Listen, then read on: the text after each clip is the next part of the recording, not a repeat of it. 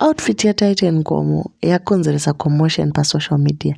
Hanzi ndeye 42 pound asi rich aunty vari busy kupa Holyten mari. Welcome back to your channel. Patinokupai daily scoop mastori manyama dzinonaka dzinotapira mbuya maibenje vauya nadzo.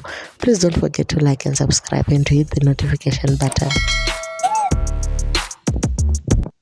Solo akaimba wanakati mukandiona ndine bhasikoro ndinenge ndine budget yeizvozvo. Same navo baba nandi vane budget yesutu yavanga vakapfeka. Sutu vakainyora pa Instagram vakati ivo fit for the day. Inonzi iyo yakakosta 42 pound online and it was on sale. And it inahangu I loved the outfit. Vanhu vanofanira kudzidza to leave him alone because baba nandi doesn't fight with anyone.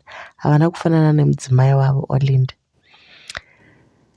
It's not always about the price. Sometimes it's knowing what fits you. The guy was looking good. Anga kachena zvisingaiti. Zvokuti outfit yaita mari hazvina kana basa. Ndozvaano afforda Ngomo.